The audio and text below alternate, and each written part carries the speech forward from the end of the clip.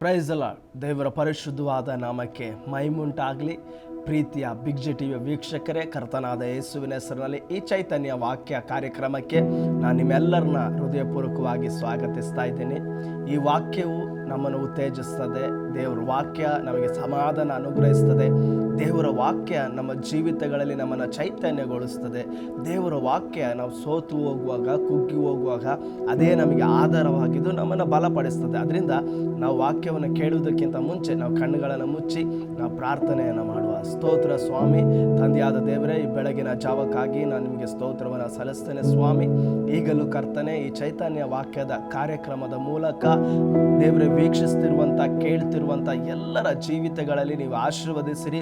ಅವರ ಕುಟುಂಬಗಳನ್ನು ಆಶೀರ್ವದಿಸಿರಿ. ವಾಕ್ಯವನ್ನು ಕೇಳ್ತಿರುವಾಗಲೇ ಅವರ ಹೃದಯದ ಒಳಗೆ ಒಂದು ಸಮಾಧಾನ, ನೆಮ್ಮದಿ, ಆಶೀರ್ವಾದ ಉಂಟಾಗಲಿ ಸ್ವಾಮಿ. ಈಗ ನೀನು ಮಾಡುವಂಥ ಕಾರ್ಯಗಳಿಗಾಗಿ ಸ್ತೋತ್ರ, ಯೇಸುವಿನ ಹೆಸರಿನಲ್ಲಿ ತಂದೆಯೇ, ಆಮೆನ್, ಆಮೆನ್, ಆಮೆನ್. ಪ್ರೀತಿಯ ವೀಕ್ಷಕರೇ, ಸತ್ಯವೇದ ನಮಗೆ ಹೇಳ್ತದೆ, ಕೀರ್ತನೆ 1ನೇ ಅಧ್ಯಾಯ 3ನೇ ವಾಕ್ಯ, ಅವನು ನೀರಿನ ಕಾಲುವೆಗಳ ಬಳಿಯಲ್ಲಿ ಬೆಳೆದಿರುವ ಮರದ ಹಾಗಿರುವನು. ಅಂಥ ಮರವು ತಕ್ಕ ಕಾಲದಲ್ಲಿ ಫಲ ಕೊಡುತ್ತದಲ್ಲ, ಅದರ ಎಲೆ ಬಾಡುವುದೇ ಇಲ್ಲ, ಅದರಂತೆ ಅವನ ಕಾರ್ಯಗಳೆಲ್ಲವೂ ಸಫಲವಾಗುವುದು. ಪ್ರೀತಿಯ ವೀಕ್ಷಕರೇ, ಇಲ್ಲಿ ಒಬ್ಬ ಆತ್ಮಿಕವಾದ ಒಬ್ಬ ಮನುಷ್ಯನ ಜೀವಿತವನ್ನು ಕುರಿತು ಬರೆಯಲ್ಪಟ್ಟಂಥ ವಿಷಯ.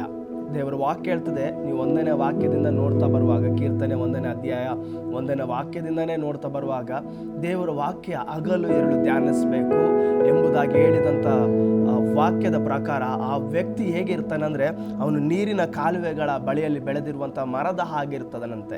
ಆದರೆ ಅವನನ್ನು ಕುರಿತು ದೇವರ ವಾಕ್ಯ ಹೇಳ್ತದೆ, ಅವನು ಹೇಗಿರ್ತಾನೆ, ನೀರಿನ ಕಾಲುವೆಗಳ ಬಳಿಯಲ್ಲಿ ಬೆಳೆದಿರುವ ಮರದ ಹಾಗಿರ್ತಾನೆ.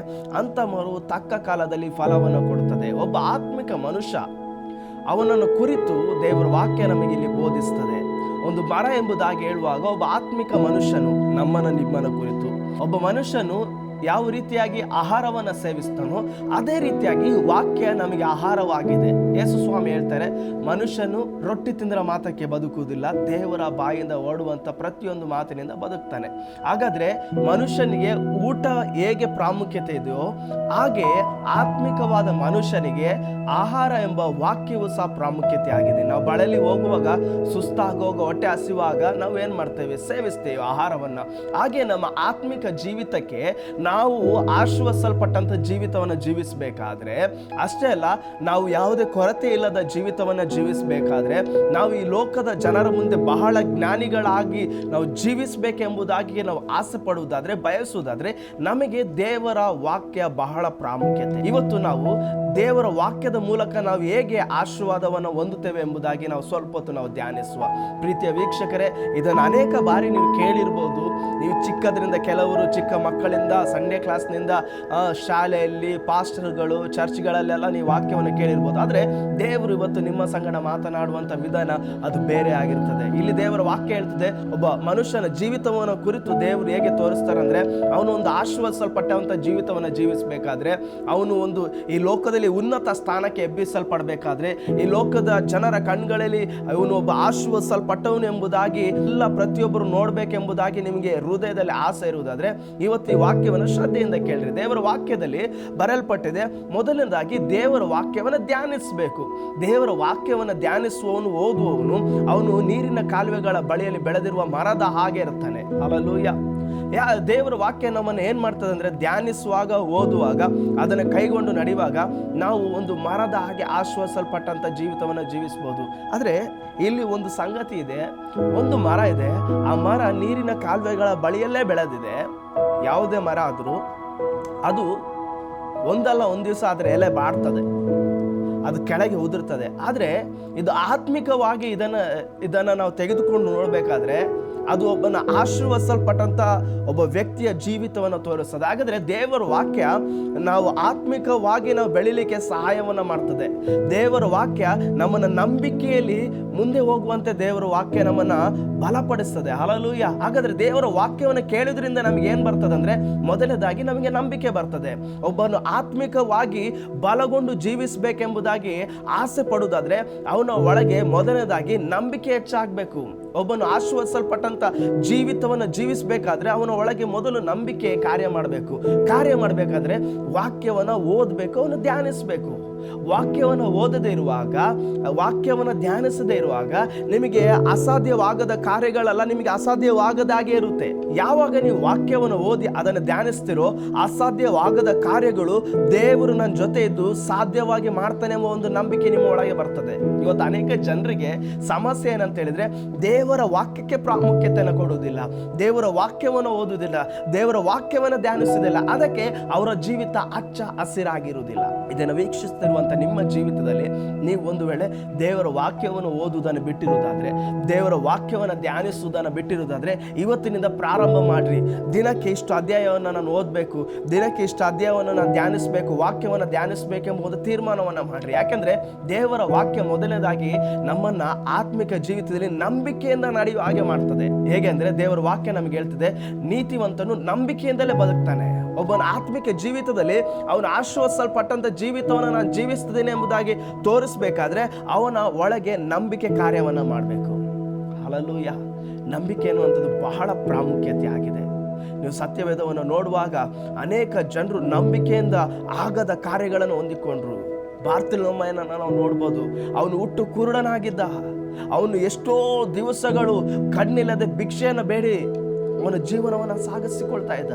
ಆದರೆ ಅವನ ಒಳಗೆ ಒಂದು ನಂಬಿಕೆ ಬಂತು, ಕರ್ತನಾದ ಯೇಸುವನ್ನು ನಾನು ಕರೆಯುವುದಾದರೆ ನನಗೆ ಕರ್ತನಾದ ಯೇಸು ನನಗೆ ಕಣ್ಣನ್ನು ಕೊಡ್ತಾನೆ ಎಂಬುದಾಗಿ, ಕರ್ತನಾದ ಯೇಸುವನ್ನು ನಾನು ಕರೆಯುವುದಾದರೆ ಕರ್ತನಾದ ಯೇಸು ನನಗೆ ಕಣ್ಣನ್ನು ಕೊಡ್ತಾನೆ ಎಂಬುದಾಗಿ ಒಂದು ದೃಢವಾದ ನಂಬಿಕೆ ಬಂತು.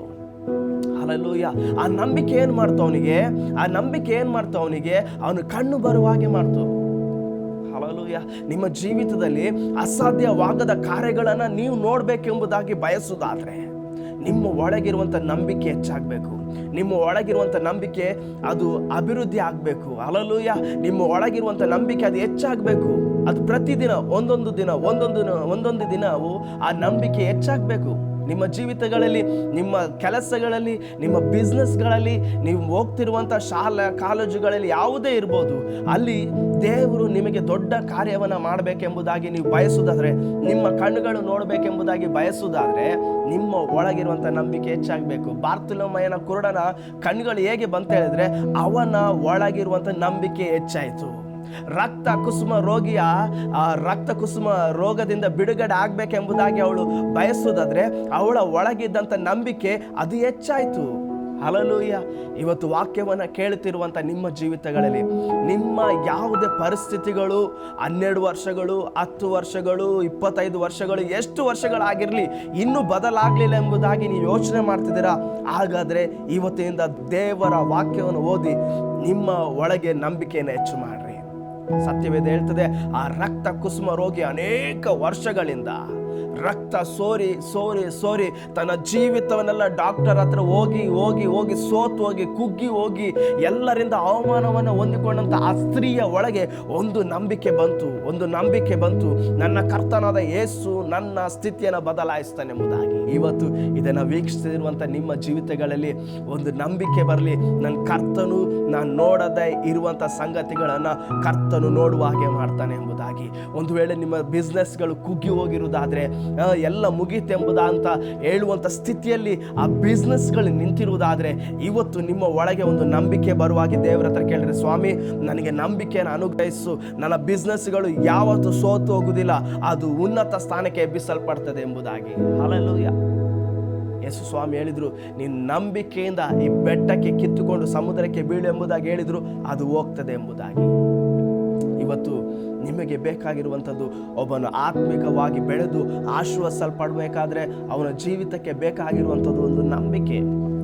ಅಬ್ರಾಮನ ಆಶೀರ್ವದಿಸಲ್ಪಡಲಿಕ್ಕೆ ಅವನಿಗೆ ಬೇಕಾದಂಥದ್ದು ಒಂದೇ ಒಂದು ನಂಬಿಕೆ. ಈಸಾಕನು 100ರಷ್ಟು ಫಲವನ್ನು ಕೊಯ್ದಾನೆ ಎಂಬುದಾಗಿ ನಾವು ನೋಡಬೇಕಾದ್ರೆ ಅವನಿಗೆ ಇದ್ದದ್ದು ಒಂದೇ ಒಂದು ನಂಬಿಕೆ. ಆ ಬರಗಾಲದಲ್ಲಿ ಸಹ ಆಶ್ವಾಸಲ್ಪಟ್ಟಂಥ ಜೀವಿತವನ್ನು ಹೇಗೆ ಜೀವಿಸಿದ? ಅವನ ಒಳಗೆ ಕರ್ತನಾದ ದೇವರ ಮೇಲೆ ಅವನಿಗೆ ಒಂದು ನಂಬಿಕೆ ಇತ್ತು. ಪ್ರಿಯರೇ, ಇದನ್ನು ವೀಕ್ಷಿಸ್ತಿರುವಂಥ ನಿಮ್ಮ ಜೀವಿತದಲ್ಲಿಯೂ ನೀವು ನೋಡಲಿಕ್ಕೆ ಆಗದಿರುವಂಥ ಭಾಗಗಳಲ್ಲಿ ನಿಮ್ಮ ನಂಬಿಕೆಯನ್ನು ಹೆಚ್ಚು ಮಾಡ್ರಿ. ನಂಬಿಕೆಯನ್ನು ಹುಟ್ಟಿಸುವಾತನು ಪೂರೈಸುವನ ಮೇಲೆ ನಿಮ್ಮ ದೃಷ್ಟಿಯನ್ನು ತೆಗೆದುಕೊಂಡು ಹೋಗ್ರಿ. ಪರಿಸ್ಥಿತಿಯನ್ನು ಬದಲಾಯಿಸುವಂತ ಯೇಸುವಿನ ಮೇಲೆ ನಿಮ್ಮ ದೃಷ್ಟಿಯನ್ನು ತೆಗೆದುಕೊಂಡು ಹೋಗ್ರಿ. ಆತನು ನಿಮ್ಮ ಸ್ಥಿತಿಗಳನ್ನ ಪರಿಸ್ಥಿತಿಗಳನ್ನ ಬದಲಾಯಿಸ್ತಾನೆ. ರಕ್ತ ಕುಸುಮ ರೋಗಿಯ ಪರಿಸ್ಥಿತಿಯನ್ನು ಬದಲಾಯಿಸಿದ್ರು. ಕಣ್ಣು ಇಲ್ಲದ ಬಾರ್ತಿಲೋಮೈನ ಕಣ್ಣನ್ನ ದೇವರು ಕೊಟ್ಟರು. ಶತಾಧಿಪತಿಯ ಆಳಿಗೆ ದೇವರು ಗುಣಪಡಿಸಿದ್ರು. ಹೇಗೆ? ನಂಬಿಕೆ ಇರುವುದಾದ್ರೆ ಎಲ್ಲ ಕಾರ್ಯಗಳು ಆಗ್ತದೆ. ನಂಬಿಕೆ ಇರುವುದಾದ್ರೆ ನಮ್ಮ ಜೀವಿತ ಆಶ್ವಾಸಲ್ಪಟ್ಟಂತ ಜೀವಿತವಾಗಿರುತ್ತದೆ. ಅದು ಹಚ್ಚ ಹಸಿರಾದ ಜೀವಿತವಾಗಿರುತ್ತದೆ. Amen, hallelujah. ಹಾಗಾದರೆ ನಮ್ಮ ಜೀವಿತದಲ್ಲಿ ದೇವರ ವಾಕ್ಯ ಓದ್ತಾ ಅದು ನಂಬಿಕೆಯನ್ನು ಹೆಚ್ಚು ಮಾಡ್ತದೆ. ದೇವರ ವಾಕ್ಯ ಧ್ಯಾನಿಸ್ತಾ ಸೋತು ಹೋದಂಥ ಬಿಸ್ನೆಸ್ಗಳು ಹಾಗೆ ಅವು ರೈಸ್ ಆಗ್ತದೆ. ದೇವರ ವಾಕ್ಯ ನಮ್ಮನ್ನು ಬಲಪಡಿಸಿ ನಡೆಸ್ತದೆ. ಹಲ್ಲೆಲೂಯಾ. ಅಷ್ಟೇ ಅಲ್ಲ, ದೇವರ ವಾಕ್ಯ ಓದ್ತಾ ನಮ್ಮಲ್ಲಿರುವಂಥ ಎಲ್ಲ ಕೆಟ್ಟ ಗುಣಗಳನ್ನು ಹೊರಗೆ ಹಾಕುವಂತೆ ಕರ್ತನ ಸಹಾಯವನ್ನು ಮಾಡ್ತಾನೆ. ಹಲ್ಲೆಲೂಯಾ. ಶುದ್ಧತೆ ಒಳಗೆ ಹೋಗುವ ಅಶುದ್ಧತೆ ಹೊರಗೆ ಹೋಗ್ತದೆ. ಇವತ್ತು ಅನೇಕ ಜನರು ಆಶ್ವಾಸಲ್ಪಟ್ಟಂತ ಜೀವಿತವನ್ನು ಯಾಕೆ ಜೀವಿಸ್ಲಿಕ್ಕೆ ಆಗ್ತಿಲ್ಲ ಗೊತ್ತಾ? ಅಶುದ್ಧತೆ ಜೀವಿತವನ್ನು ಜೀವಿಸಿದ್ರಿಂದ, ಒಳಗೆ ತಮ್ಮ ಶರೀರದ ಅಭಿಲಾಷೆಗಳನ್ನು ಇಟ್ಟುಕೊಂಡಿರುವುದರಿಂದ ಅವು ಏನ್ ಮಾಡ್ತದಂದ್ರೆ ದೇವರ ಆಶೀರ್ವಾದಕ್ಕೆ ತಡೆಯಾಗಿರ್ತದೆ. ದೇವರು ನಿಮ್ಮನ್ನು ಆಶೀರ್ವದಿಸಬೇಕೆಂಬುದಾಗಿ ಸಿದ್ಧನಾಗುವಾಗ ನಮ್ಮಲ್ಲಿರುವಂಥ ಪಾಪಗಳು, ನಮ್ಮಲ್ಲಿರುವಂಥ ಗುಣಗಳು, ನಮ್ಮಲ್ಲಿರುವಂಥ ಸ್ವಭಾವಗಳು ಅವೆಲ್ಲವೂ ದೇವರ ಆಶೀರ್ವಾದಕ್ಕೆ ತಡೆಯಾಗಿ ನಿಲ್ತದೆ. ಪ್ರೀತಿ ವೀಕ್ಷಕರೇ, ದೇವರ ವಾಕ್ಯ ನಮ್ಮನ್ನು ಶುದ್ಧತೆಗೆ ನಡೆಸ್ತದೆ. ಹೇಗೆ ಗೊತ್ತಾ? ಯೇಸು ಸ್ವಾಮಿ ಹೇಳಿದ್ರು, ಯೋಹಾನ ಬರೆದ ಸುವಾರ್ತೆ 15ನೇ ಅಧ್ಯಾಯವನ್ನು ನೀವು ಓದುವಾಗ, 1ನೇ ವಾಕ್ಯವನ್ನು ಓದುವಾಗ, ಈ ವಾಕ್ಯದ ದೆಸೆಯಿಂದ ನೀವು ಶುದ್ಧರಾದ್ರಿ. ಯೇಸು ಸ್ವಾಮಿ ಹೇಳಿದ್ರು, ಈ ವಾಕ್ಯದ ದೆಸೆಯಿಂದ ನೀವು ಶುದ್ಧರಾದ್ರಿ. ಹಾಗಾದ್ರೆ ದೇವರ ವಾಕ್ಯ ನಮ್ಮನ್ನು ಶುದ್ಧೀಕರಣಕ್ಕೆ ನಡೆಸ್ಕೊಂಡು ಹೋಗ್ತದೆ. ದೇವರ ವಾಕ್ಯ ನಮ್ಮನ್ನು ಪ್ರತಿದಿನ ಶುದ್ಧೀಕರಿಸ್ತದೆ. ನಮ್ಮ ಮಾತನ್ನು ಶುದ್ಧೀಕರಿಸ್ತದೆ, ನಮ್ಮ ನೋಟವನ್ನು ಶುದ್ಧೀಕರಿಸ್ತದೆ, ನಮ್ಮ ಸ್ವಭಾವವನ್ನು ಶುದ್ಧೀಕರಿಸ್ತದೆ. ಹಾಗಾದ್ರೆ ಆತ್ಮಿಕ ಮನುಷ್ಯನು ಒಂದು ಫಲಭರಿತವಾದ ಜೀವಿತವನ್ನು ಜೀವಿಸಬೇಕಾದ್ರೆ ಅವನಿಗೆ ಪ್ರಾಮುಖ್ಯತೆ ದೇವರ ವಾಕ್ಯ. ದೇವರ ವಾಕ್ಯ ಏನು ಮಾಡ್ತದಂದ್ರೆ, ಮೊದಲನೇದಾಗಿ ದೇವರ ವಾಕ್ಯ ನಂಬಿಕೆಯನ್ನು ಹುಟ್ಟಿಸ್ತದೆ. ಎರಡನೇದಾಗಿ ದೇವರ ವಾಕ್ಯ ನಮ್ಮಲ್ಲಿ ಶುದ್ಧತ್ವವನ್ನು ತೆಗೆದುಕೊಂಡು ಬರ್ತದೆ. ಹಲ್ಲೆಲೂಯಾ. ಅನೇಕ ಜನರು ದೇವರ ವಾಕ್ಯವನ್ನು ಓದದ ಕಾರಣ, ದೇವರ ವಾಕ್ಯವನ್ನು ಧ್ಯಾನಿಸದ ಕಾರಣ ಅವರ ಬಾಯಿಗಳಲ್ಲಿ ನೋಡ್ರಿ ಯಾವಾಗಲೂ ಹೊಲಸು ಮಾತುಗಳು, ಲೋಕದ ಮಾತುಗಳು, ಲೋಕದ ಸಂಬಂಧಪಟ್ಟಂತ ಕಾರ್ಯಗಳು. ಮಾತನಾಡಿದರೆ ಸಾಕು ಕೆಟ್ಟ ಭಾಷೆಗಳನ್ನು ಮಾತನಾಡಿದರೆ ಸಾಕು ಅಯ್ಯೋ ಇವ್ರ ಹತ್ರ ಯಾರು ಮಾತನಾಡ್ತಾರೆ ಎಂಬುದಾಗಿ ಹೇಳುವಂತ ಆ ಕಾಲಗಳು ನಾವು ನೋಡಿದ್ದೇವೆ. ಕಾರಣ ಏನು ಹೇಳಿ? ಅವರ ಒಳಗೆ ದೇವರ ವಾಕ್ಯ ಇಲ್ಲದ ಕಾರಣ. ಆ ವಾಕ್ಯ ಪ್ರತಿದಿನ ನಮ್ಮನ್ನು ಶುದ್ಧತ್ವದಿಂದ ಶುದ್ಧತ್ವಕ್ಕೆ ತೆಗೆದುಕೊಂಡು ಹೋಗ್ತದೆ. ನಮ್ಮ ಬಾಯಿಯ ಮಾತುಗಳು ಸಮರ್ಪಕವಾಗ್ತದೆ. ನಮ್ಮ ನೋಟಕ್ಕೆ ಒಂದು ಸ್ಥಿರತೆ ಬರ್ತದೆ, ನಮ್ಮ ಆಲೋಚನೆಗೆ ಒಂದು ಸ್ಥಿರತೆ ಬರ್ತದೆ, ನಮ್ಮ ನಡೆ ನುಡಿಗಳಲ್ಲಿ ಎಲ್ಲದರಲ್ಲೂ ಒಂದು ಸ್ಥಿರತೆ ಬರುತ್ತೆ. ವೀಕ್ಷಿಸ್ತಿರುವಂಥ ದೇವ ಜನರೇ, ನಿಮ್ಮ ಒಳಗೆ ದೇವರ ವಾಕ್ಯ ಇರುವುದಾದರೆ ನೀವು ಮಾಡುವಂಥ ಬಿಸ್ನೆಸ್ಗಳಲ್ಲಿ ಪರಿಶುದ್ಧತೆಯನ್ನು ನೀವು ತೋರಿಸ್ಬೋದು. ನಿಮಗೆ ಗೊತ್ತಿದೆಯಾ, ಅನೇಕ ಜನರು ತಮ್ಮ ಪರಿಶುದ್ಧತೆಯನ್ನು ಬಿಸ್ನೆಸ್ಸಲ್ಲಿ ಕಳ್ಕೊಂಡಿರ್ತಾರೆ. ಹೇಗೆ ಹೇಳಿ?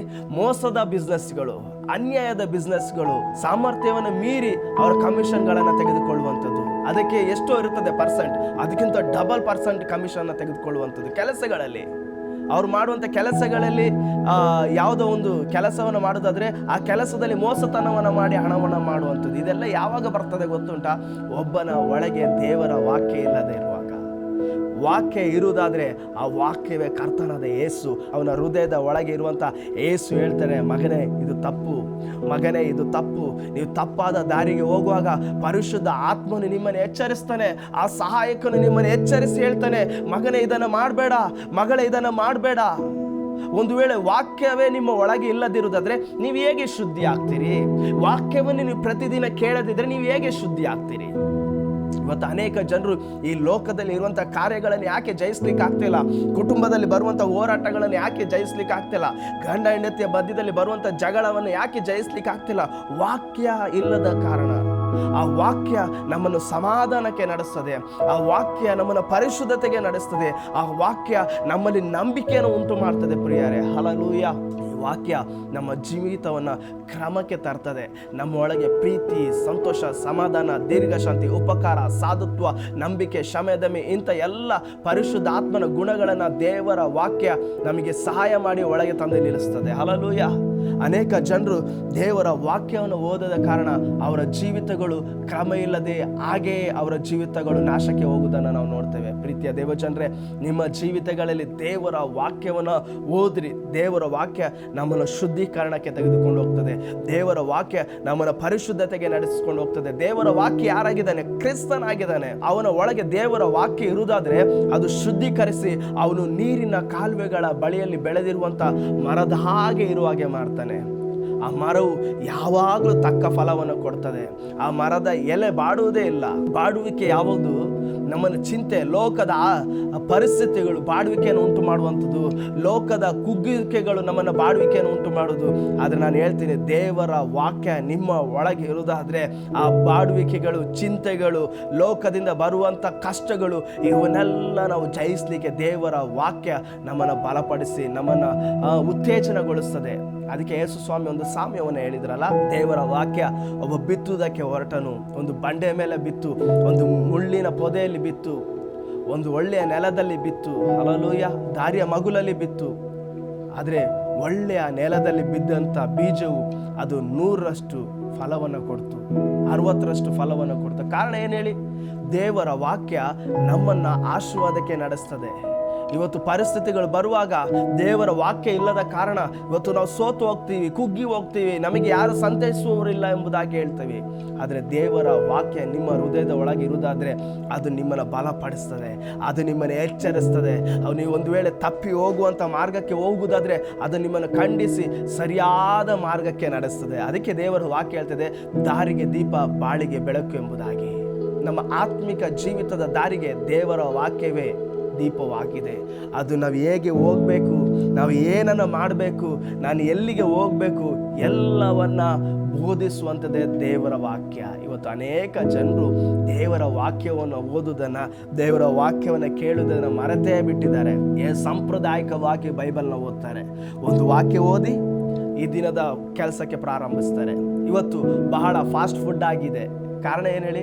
ಕ್ಯಾಲೆಂಡರಲ್ಲಿ ನೋಡಿ ಅದರಲ್ಲಿ ಒಂದು ವಾಕ್ಯ ಇದ್ದರೆ ಅದನ್ನು ಓದಿ ಹೋಗಿ ಬಿಡ್ತಾರೆ. ಇಲ್ಲ ಇಲ್ಲ ಇಲ್ಲ, ಅಷ್ಟಕ್ಕೆ ನಮ್ಮ ಆತ್ಮಿಕ ಜೀವಿತ ಬೆಳೆಯುವುದಿಲ್ಲ. ಪ್ರತಿದಿನ ಬೆಳಗ್ಗೆ ರಾತ್ರಿ ಸಮಯ ಇರುವಾಗ ದೇವರ ವಾಕ್ಯವನ್ನು ಓದುವಾಗ ಆ ವಾಕ್ಯ ನಮ್ಮನ್ನು ಆತ್ಮಿಕ ಜೀವಿತಕ್ಕೆ ಪ್ರೋತ್ಸಾಹಗೊಳಿಸ್ತದೆ, ಆತ್ಮಿಕ ಜೀವಿತದಲ್ಲಿ ನಮ್ಮನ್ನು ಉತ್ತೇಜಿಸ್ತದೆ, ಆತ್ಮಿಕ ಜೀವಿತದಲ್ಲಿ ನಮ್ಮನ್ನು ಉಜ್ಜೀವನಕ್ಕೆ ನಡೆಸ್ತದೆ. ಹಲ್ಲೆಲೂಯಾ. ಸಮುವೇಲನ ಜೀವಿತದಲ್ಲಿ ದೇವರು ಅವನಿಗೆ ಹೇಗೆ ಪ್ರಕಟಿಸಿದ್ರು ಗೊತ್ತಾ? ದೇವರ ವಾಕ್ಯದಿಂದ ಆತನನ್ನು ಪ್ರಕಟಿಸಿದ್ರಂತೆ. 1 ಸಾಮುವೇಲ 3ನೇ ಅಧ್ಯಾಯ 21ನೇ ವಾಕ್ಯ ಹೇಳ್ತದೆ, ಯೆಹೋವನು ಶಿಲೋವಿನಲ್ಲಿ ದರ್ಶನ ಕೊಡುವುದಕ್ಕೆ ಪ್ರಾರಂಭಿಸಿ ತನ್ನ ವಾಕ್ಯದಿಂದ ಸಾಮುವೇಲನಿಗೆ ತನ್ನನ್ನು ಪ್ರಕಟಿಸಿಕೊಂಡಂತೆ. ದೇವರ ವಾಕ್ಯ ಆತನು ಯಾರೆಂಬುದಾಗಿ ಪ್ರಕಟಗೊಳಿಸ್ತದೆ. ಇವತ್ತು ಒಂದು ಗಂಡ ಒಂದು ಹೆಂಡತಿಯನ್ನು ತಿಳ್ಕೊಳ್ಳಿಕ್ಕೆ ಬಹಳ ಪ್ರಯತ್ನ ಪಡ್ತಾನೆ, ಹೆಂಡತಿ ಗಂಡನನ್ನು ತಿಳ್ಕೊಳ್ಳಿಕ್ಕೆ ಬಹಳ ಪ್ರಯತ್ನ ಪಡ್ತಾಳೆ. ಆದರೆ ಈ ಲೋಕದಲ್ಲಿ ಪ್ರೇಮಿಗಳೆಂಬುದಾಗಿ ಹೇಳುವಂಥ ಲವರ್ಸ್ಗಳು ಅವ್ರನ್ನ ಅವರು ಅರ್ಥ ಮಾಡ್ಕೊಳ್ಳಿಕ್ಕೆ ಪ್ರಯತ್ನ ಪಡ್ತಾರೆ. ಆದರೆ ದೇವರ ವಾಕ್ಯದಲ್ಲಿ ಸಮುವೇಲನ ಕುರಿತು ಹೇಳುವಾಗ ದೇವರು ತನ್ನ ವಾಕ್ಯದಿಂದ ತನ್ನನ್ನು ಸಮುವೇಲನ ಹತ್ರ ಪ್ರಕಟಿಸಿಕೊಳ್ತಾ ಇದ್ದ. ದೇವರು ಯಾರೆಂಬುದಾಗಿ ಅವನಿಗೆ ಗೊತ್ತಾಗ್ತಾ ಇತ್ತು. Hallelujah, hallelujah. ಇವತ್ತು ನಿಮ್ಮ ಜೀವಿತಗಳಲ್ಲಿ ನೀವು ಆತ್ಮಿಕವಾಗಿ ಬೆಳಿಬೇಕಂದ್ರೆ ವಾಕ್ಯವನ್ನು ಓದ್ತಾ ಓದ್ತಾ ಓದ್ತಾ ದೇವರು ಯಾರೆಂಬುದಾಗಿ ನಿಮಗೆ ಪ್ರಕಟವಾಗ್ತದೆ. ಆಮೇಲೆ ಮೊದಲನೇದಾಗಿ ನಿಮ್ಮ ಒಳಗೆ ನಂಬಿಕೆ ಉಂಟಾಗ್ತದೆ. ಎರಡನೇದಾಗಿ ದೇವರ ವಾಕ್ಯವನ್ನು ನೀವು ಓದ್ತಾ ಓದ್ತಾ ಓದ್ತಾ ಏನಾಗ್ತದೆ ಎಂಬುದಾಗಿ ಹೇಳಿದೆ, ನಿಮ್ಮ ಒಳಗೆ ಶುದ್ಧೀಕರಣ ಉಂಟಾಗ್ತದೆ. ಮೂರನೇದಾಗಿ ದೇವರ ವಾಕ್ಯವನ್ನು ನೀವು ಓದುತ್ತಾ ದೇವರು ಯಾರೆಂಬುದಾಗಿ ಪ್ರಕಟವಾಗ್ತದೆ. ಕರ್ತನು ಎಂಥವನಾಗಿದ್ದಾನೆ ಎಂಬುದಾಗಿ ಪ್ರಕಟವಾಗ್ತದೆ. ದೇವರ ಶಕ್ತಿ ಎಂಥದ್ದು ಎಂಬುದಾಗಿ ಪ್ರಕಟವಾಗ್ತದೆ. ಹಲ್ಲೆಲೂಯಾ. ಶಿಷ್ಯರಿಗೆ ದೇವರು ಯಾರೆಂಬುದಾಗಿ ಪ್ರಕಟವಾಗಿದ್ದು ಯಾವಾಗ ಗೊತ್ತಾ? ಪುನರುತ್ಥಾನ ಆದ ಮೇಲೆ. ಪ್ರತಿ ಸಲ ಪ್ರಕಟವಾಗ್ತಿದ್ದು ಮರ್ತೋಗ್ತಿತ್ತು. ದೋಣಿಯಲ್ಲಿ ಹೋಗ್ತಿರುವಾಗ ಬಿರುಗಳೇನ ನಿಲ್ಲಿಸಿದ, ಇವರೆಂಥ ಮಹತ್ ಕಾರ್ಯಗಳನ್ನು ಮಾಡ್ತಾನೆ ಎಂಬುದಾಗಿ ನೋಡಿದ್ರು. ಕುಂಟರನ್ನ ಎಬ್ಬಿಸಿದ, ಅದನ್ನು ನೋಡಿದ್ರು, ಮರ್ತೋದ್ರು. ಲಾಜರ್ನ ಎಬ್ಬಿಸಿದ, ಅದನ್ನು ನೋಡಿದ್ರು, ಮರ್ತೋದ್ರು. ಕಾರಣ ಏನು ಗೊತ್ತಾ? ಆತನನ್ನು ಅವರು ತಿಳ್ಕೊಳ್ಳಿಲ್ಲ. ಇವತ್ತು ನಾನು ನೀವು ಆತನ ಶಕ್ತಿಯನ್ನು ತಿಳ್ಕೊಳ್ಬೇಕಾದ್ರೆ, ನಾನು ನೀವು ಆತನ ಮಹತ್ ಕಾರ್ಯಗಳನ್ನು ತಿಳ್ಕೊಳ್ಬೇಕಾದ್ರೆ, ಆತನು ಎಂಥವನೆಂಬುದಾಗಿ ತಿಳ್ಕೊಳ್ಬೇಕೆಂಬ ಬಯಕೆ ನಮ್ಮೊಳಗೆ ಬರುವುದಾದ್ರೆ ನಾವು ದೇವರ ವಾಕ್ಯವನ್ನು ಪ್ರತಿದಿನ ಓದ್ತೇವೆ. ದೇವರ ವಾಕ್ಯವನ್ನು ಓದ್ತಾ ಇರುವಾಗ ಆತನ ಶಕ್ತಿ ಎಂಥದ್ದು ಎಂಬುದಾಗಿ ನಿಮಗೆ ಪ್ರಕಟವಾಗ್ತದೆ, ಆತನ ಮಹಿಮೆ ಎಂಥದ್ದು ಎಂಬುದಾಗಿ ಪ್ರಕಟವಾಗ್ತದೆ. ಅಸಾಧ್ಯವಾಗದ ಕಾರ್ಯಗಳಲ್ಲಿ ನಾವು ಹೇಗೆ ಸಾಧಿಸಬಹುದು ಎಂಬುದಾಗಿ ದೇವರ ವಾಕ್ಯದಿಂದ ಆತನ ಬಗ್ಗೆ ನಾವು ತಿಳ್ಕೊಳ್ಳುವಾಗ ನಾವು ಶಕ್ತರಾಗ್ತೀವಿ. ಎಲ್ಲದಕ್ಕೂ ನಾವು ಶಕ್ತರಾಗ್ತೇವೆ. ಇವತ್ತು ಅನೇಕ ಜನರು ಪರಿಸ್ಥಿತಿಗಳು ಬರುವಾಗ ಕುಗ್ಗಿ ಹೋಗ್ತಾರೆ. ಯಾಕೆ ಗೊತ್ತಾ? ವಾಕ್ಯ ಇಲ್ಲದ ಕಾರಣ, ವಾಕ್ಯ ಬೇರೂರದ ಕಾರಣ. ಅವನು ನೀರಿನ ಕಾಲುವೆಗಳ ಬಳಿಯಲ್ಲಿ ಬೆಳೆದಿರ ಮರದ ಹಾಗೆ ಇರ್ತಾನೆ ಎಂಬುದಾಗಿ ವಾಕ್ಯ ಹೇಳ್ತದಲ್ಲ, ಅವನ ಆತ್ಮಿಕ ಜೀವಿತದಲ್ಲಿ ವಾಕ್ಯ ಇಲ್ಲದಿರುವಾಗ ಅವನು ಹಚ್ಚ ಹಸಿರಾಗಿ ಇರುವುದೇ ಇಲ್ಲ. ಅವನು ಕುಗ್ಗಿ ಹೋಗ್ತಾನೆ, ಪರಿಸ್ಥಿತಿಗಳು ಬರುವಾಗ ಸೋತು ಹೋಗ್ತಾನೆ. ಯಾಕೆ ಹೇಳಿ? ಆತನು ಎಂಥವನೆಂಬುದಾಗಿ ಅವರಿಗೆ ಪ್ರಕಟಣೆಯೇ ಇರುವುದಿಲ್ಲ. ವಾಕ್ಯವನ್ನು ಓದುವುದಿಲ್ಲ, ಪ್ರಕಟಣೆ ಎಲ್ಲಿಂದ ಬರ್ತದೆ? ವಾಕ್ಯವನ್ನು ಧ್ಯಾನಿಸುವುದಿಲ್ಲ, ಪ್ರಕಟಣೆ ಎಲ್ಲಿಂದ ಬರ್ತದೆ? ನೀವು ವಾಕ್ಯವನ್ನು ಓದುವಾಗ ನಿಮ್ಮ ಒಳಗಿರುವಂಥ ನಂಬಿಕೆ ಹೆಚ್ಚಾಗುವಾಗ ನಮ್ಮ ಕರ್ತನು ಯಾರೆಂಬುದಾಗಿ ನಿಮ್ಮ ಆತ್ಮಿಕ ಕಣ್ಣುಗಳು ತೆರೆತದೆ. ಆಗ ನೀವು ನೋಡಲಿಕ್ಕೆ ಬಯಸ್ತೀರಿ. ಆತನು ಸಮುದ್ರದ ಮೇಲೆ ನಡೆದ ದೇವರು, ಬಿರುಗಾಳಿಯನ್ನು ಅಡಗಿಸಿದ ದೇವರು ಎಂಬುದಾಗಿ ನಿಮಗೆ ಪ್ರಕಟಣೆ ಬರ್ತದೆ. ರಕ್ತ ಕುಸುಮ ರೋಗದಿಂದ ಗುಣಪಡಿಸಿದ ದೇವರು ಎಂಬುದಾಗಿ ಪ್ರಕಟಣೆ ಬರ್ತದೆ. ಕುರುಡರ ಕಣ್ಣುಗಳನ್ನು ತೆರೆದ ದೇವರು ಎಂಬುದಾಗಿ ಪ್ರಕಟಣೆ ಬರ್ತದೆ. ಆ ಮಹತ್ಕಾರ್ಯಗಳನ್ನು ಮಾಡಿದ ದೇವರೆಂಬುದಾಗಿ ಪ್ರಕಟಣೆ ಬರ್ತದೆ. ಅಷ್ಟೇ ಅಲ್ಲ, ಆತನು ಸತ್ತು 3ನೇ ದಿನದಲ್ಲಿ ಆತನು ಎದ್ದು ಬಂದನೆಂಬುದಾಗಿ, ಸರ್ವಶಕ್ತನೆಂಬುದಾಗಿ ಪ್ರಕಟಣೆ ಬರ್ತದೆ. ಇದೆಲ್ಲ ಪ್ರಕಟಣೆಗಳು ಬರುವಾಗ ನಮ್ಮ ಪರಿಸ್ಥಿತಿಗಳು ಇದ್ದಾಗೆ ಇರುವುದಿಲ್ಲ. ನಮ್ಮ ಪರಿಸ್ಥಿತಿಗಳನ್ನು ನಾವು ನೋಡಿ ಹೇಳ್ತೇವೆ, ಪರಿಸ್ಥಿತಿ ನೀನು ಎಷ್ಟು ಮಾತ್ರ ನನ್ನನ್ನು ಮುಳುಗಿಸ್ಲಿಕ್ಕೆ ಸಾಧ್ಯವೇ ಇಲ್ಲ ಎಂಬುದಾಗಿ. ಇಲ್ಲದಿದ್ದರೆ ನಾವೇನು ಹೇಳ್ತೀವಿ ಗೊತ್ತಾ? ಅಯ್ಯೋ ಇದು ಇದ್ದದೆ, ಅಯ್ಯೋ ಇದೆಲ್ಲ ಕಷ್ಟನೇ, ಅಯ್ಯೋ ನನ್ನ ಜೀವಿತ ಹೀಗೆ, ನಾನು ಸಾಯೋ ತನಕ ಹೀಗೇ ಇರ್ತೀನಿ, ನನ್ನ ಮಕ್ಕಳು ಹೀಗೇ ಇರ್ತಾರೆ, ನನ್ನ ಕುಟುಂಬ ಹೀಗೆ ಇರ್ತಾರೆ. ಇಲ್ಲ ಇಲ್ಲ ಇಲ್ಲ, ನಿಮ್ಮ ಒಳಗೆ ದೇವರ ವಾಕ್ಯವನ್ನು ಓದ್ತಾ ಇರುವಾಗ ಕ್ರಿಸ್ತನ ಕುರಿತು ಪ್ರಕಟಣೆ ಬರ್ತದೆ. ಆಗ ನೀವು ಆರೋಗ್ಯದ ಮೇಲೆ ಮಾತನಾಡಲಿಕ್ಕೆ ಪ್ರಾರಂಭಿಸ್ತೀರಿ, ನಿಮ್ಮ ಪರಿಸ್ಥಿತಿಗಳ ಮೇಲೆ ಮಾತನಾಡಲಿಕ್ಕೆ ಪ್ರಾರಂಭಿಸ್ತಿದ್ರಿ, ನಿಮ್ಮ ಸ್ಥಿತಿಗಳ ಮೇಲೆ ನೀವು ಮಾತನಾಡಲಿಕ್ಕೆ ಪ್ರಾರಂಭಿಸ್ತೀರಿ. ಮುಗಿದು ಹೋಗಿರುವಂಥ ನೀವು ಕೂತಿರುವಂಥ ಸ್ಥಳಗಳಲ್ಲೇ ಕೂತಿರ್ತೀನಿ ಎಂಬುದಾಗಿ ಯೋಚನೆ ಮಾಡಬೇಡ್ರಿ. ನೀವು ಮಾತನಾಡ್ತಿರುವ ನೀವು ಮಲಗಿದ್ದಂಥ ಸ್ಥಿತಿಗಳಿಂದ ಎದ್ದು ನಡೆದಾಡಲಿಕ್ಕೆ ಪ್ರಾರಂಭಿಸ್ತೀರಿ. ಈ ವಾಕ್ಯವು ಇಲ್ಲದನ್ನು ಇರುವಾಗೆ ಮಾಡುವಂಥದ್ದಾಗಿದೆ. ದೇವರ ವಾಕ್ಯವು ಸಜೀವವಾದದ್ದು, ಅದು ಕಾರ್ಯವನ್ನು ಸಾಧಿಸುವಂಥದ್ದಾಗಿದೆ. ದೇವ ಜನರೇ, ಇವತ್ತು ನಿಮ್ಮ ಜೀವಿತಗಳಲ್ಲಿ ನಂಬಿಕೆ ಹೆಚ್ಚು ಮಾಡ್ರಿ.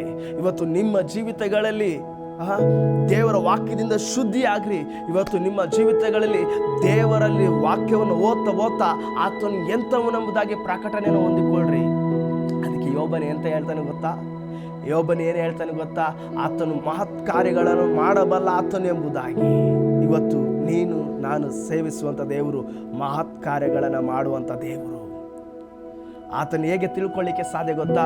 ದೇವರ ವಾಕ್ಯವನ್ನು ಓದುತ್ತಾ ದೇವರ ವಾಕ್ಯದಲ್ಲಿರುವಂಥ ರಹಸ್ಯಗಳನ್ನು ನೋಡ್ತಾ ನನ್ನ ಒಳಗೆ ನಿಮ್ಮ ಒಳಗೆ ನಂಬಿಕೆ ಹೆಚ್ಚಾಗ್ತದೆ.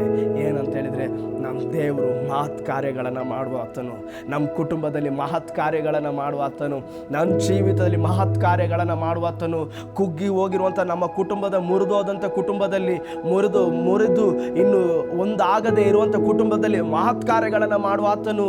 ಮುಗಿದು ಹೋದ ಬಿಸ್ನೆಸ್ ಅಲ್ಲಿ ಮಹತ್ ಕಾರ್ಯಗಳನ್ನು ಮಾಡುವಾತನು, ಮಕ್ಕಳ ಎಜುಕೇಶನ್ಗಳಲ್ಲಿ ಮಹತ್ ಕಾರ್ಯಗಳನ್ನು ಮಾಡುವಾತನು ಎಂಬುದಾಗಿ ನಿಮ್ಮ ಕಣ್ಣುಗಳು ತೆರೆಯಲ್ಪಡ್ತದೆ. ಯಾವಾಗ? ದೇವರ ವಾಕ್ಯವನ್ನು ಓದುವಾಗ. ಹಲ್ಲೆಲೂಯ.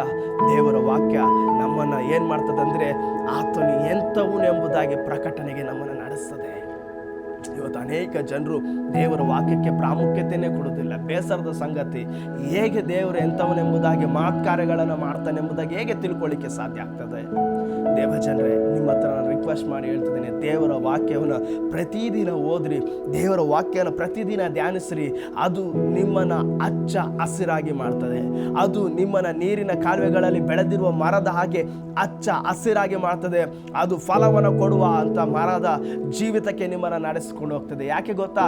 ದೇವರ ವಾಕ್ಯ ಹೇಳ್ತದೆ, ನೀರಿನ ಕಾಲುವೆಗಳ ಬಳಿಯಲ್ಲಿ ಬೆಳೆದಿರುವ ಮರವು ಅದರ ಎಲೆ ಬಾಡುವುದಿಲ್ಲ, ಅದರಂತೆ ಅದರ ಕೆಲಸಗಳಲ್ಲಿಯೂ ಅದರ ಕಾರ್ಯಗಳಲ್ಲಿಯೂ ಅದರ ಹಣ್ಣುಗಳಲ್ಲಿಯೂ ತಕ್ಕ ಫಲವನ್ನು ತೋರಿಸ್ತದೆ. ಎಲ್ಲ ಕ್ರಿಯೆ ಕಾರ್ಯಗಳಲ್ಲಿ ಅದರ ಫ್ರೂಟ್ಫುಲ್ ಆಗಿರ್ತದೆ ಆ ಮರ. ಇವತ್ತು ನಿಮ್ಮ ಜೀವಿತದಲ್ಲಿ ನೀವು ಆಶ್ವಾಸಲ್ಪಟ್ಟಂಥ ಜೀವಿತವನ್ನು ಜೀವಿಸಬೇಕಾ? ನೀವು ಈ ಲೋಕದಲ್ಲಿ ಸಮೃದ್ಧಿಯಾದ ಜೀವಿತವನ್ನು ಜೀವಿಸಬೇಕೆಂಬ ಆಸೆ ಇದೆಯಾ?